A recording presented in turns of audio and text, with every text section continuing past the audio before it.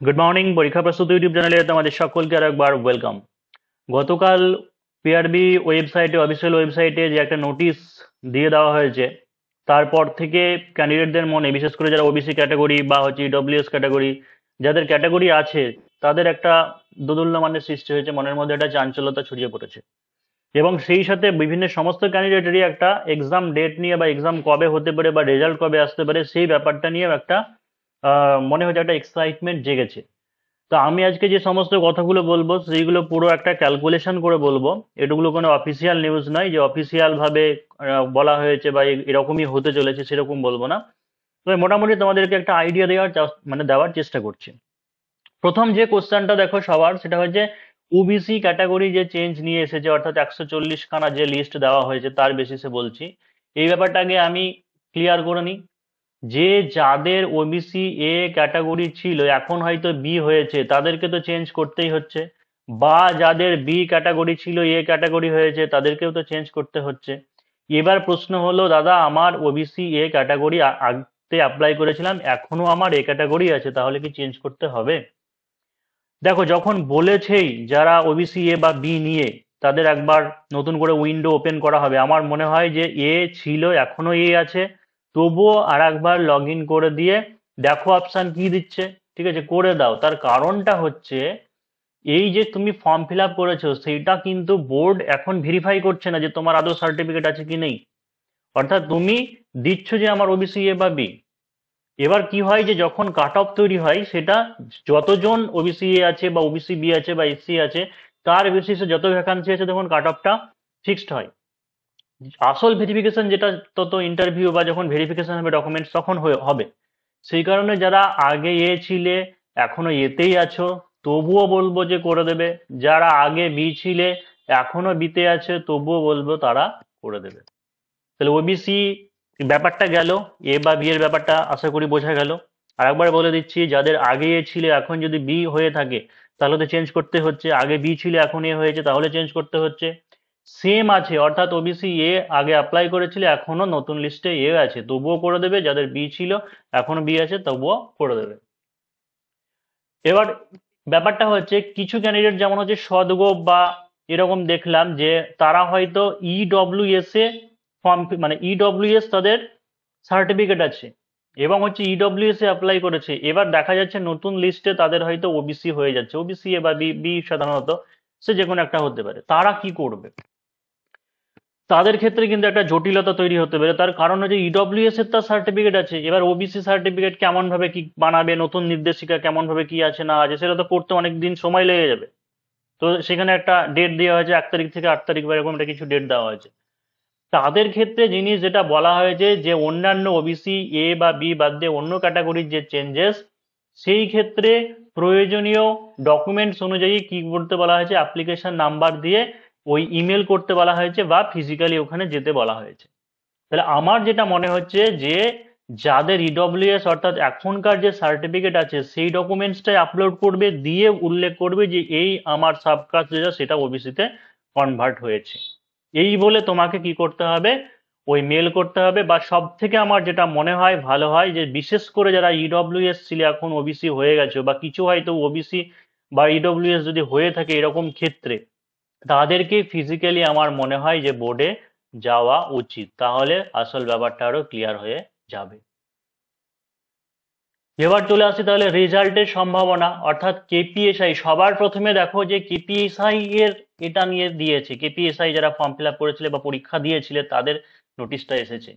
তো সবার যেটা মনে হচ্ছে যে কেপিএসআই রেজাল্টটাই আসবে। দেখো যে মোটামুটি 7-8 দিন তো টাইম লেগেছে, এবার এটা আবার একটা ভেরিফাই, একটা টাইম লাগবে। তো কমসে কম হয়তো যদি রেজাল্ট আসেও, তবুও 1 মাস তো মিনিমাম সময় লাগবে। ঠিক আছে, মোটামুটি মিনিমাম 1 মাস সময় লাগবে। অর্থাৎ আগস্ট মাসটা গোটা গেল, যদিও রেজাল্ট আসে কেপিএসআই এর, তাহলে কিন্তু সেপ্টেম্বরে আসার সম্ভাবনা। কিন্তু মনে হয় না সেপ্টেম্বরে হয়তো আসবে। তার কারণটা হচ্ছে, পিআরবি এমনিতে কি করে যে রেজাল্ট আউট করে দিয়ে কিন্তু মাঠ করে নেয়। ঠিক আছে, মাঠ করে নেয়। এবার সামনে আবার পুজো টুজো চলে আসছে, বিভিন্ন ব্যাপার চলে আসছে।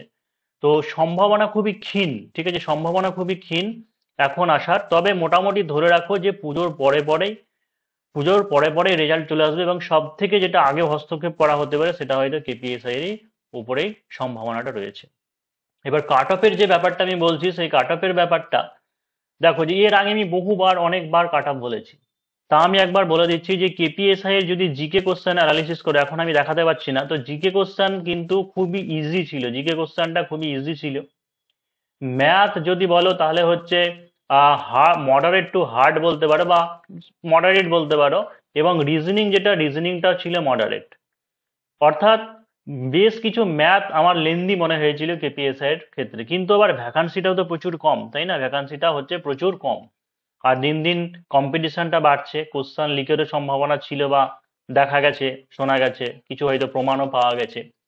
তো এই সমস্ত জিনিস বিবেচনা করলে কাট অফ এক্সপেক্টেড যা থাকে তার থেকে কি হয় যে আরো মোটামুটি 8-10 নম্বর পর্যন্ত ইনক্রিজ হয়ে যায়। তবে জিকে যে ইজি ছিল সেখানে কিন্তু বেশিরভাগ অনেক ক্যান্ডিডেট 35 থেকে 40 খানা কিন্তু করে দিতে পারে সহজেই, যারা প্রিপারেশন করছে।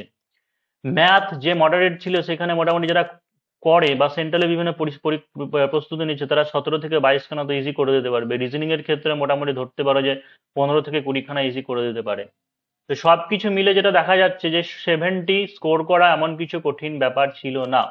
এই 70 বলছি, মানে যে 75 অ্যাটেম্প্ট করা কোনো কিছু কঠিন ব্যাপার ছিল না। তাহলে 75 × 2 যদি করি তাহলে হচ্ছে 150। এবার এর মধ্যে তো কিছু ভুল হবে, 75 এর মধ্যে আমি ধরে নিলাম যে 4-5টা কিছু একটা ভুল হলো, তাহলে রাউন্ড ফিগারে যেটা দাঁড়াচ্ছে মোটামুটি যে ইউআর ক্যাটাগরি যারা 140-এ সেফ থাকার কথা, ঠিক আছে, ইউআর ক্যাটাগরি 140-এ পাশ করে যাওয়ার কথা। এবার ওবিসি ব্যাপারটা কি হবে, খুব একটা ওবিসি এমনিতে 2-3 নম্বর হয়তো কম থাকতে পারে, ঠিক আছে। এসসি এসটি অ্যাডভান্টেজ পেতে পারে, এসসি হয়তো 7-8-10 নম্বর পর্যন্ত কম থাকতে পারে। তো এসটিরা মোটামুটি হয়তো 130-এ, বা এসটি যারা থাকবে এসটি মোটামুটি ধরে রাখো যে 120-22 এরকম সম্ভাবনা থেকে যেতে পারে। তো আমার মনে হয় যে দেখো পরপরই হবে, কারণ এই কেপিএসআই এর পরেই কিন্তু ডাব্লিউবিপিএসআই এর পরীক্ষা আছে। তো চাইলে পরে এইরকম যারা নাম্বার আছো কাছাকাছি, মানে 140+ বা 140 এরকম নাম্বার যাদের আছে, তাদের মনে হয় আমার কম্পিটিশন মানে প্রিপারেশন করা উচিত, কারণ ডব্লিউবিপিএসআই টাতে কাজে লেগে যাবে। যারা পরীক্ষা প্রস্তুতি অ্যাডমিশন দিয়েছে 7797474774 এই নম্বরে হোয়াটসঅ্যাপে কন্ট্যাক্ট করে নিতে পারো।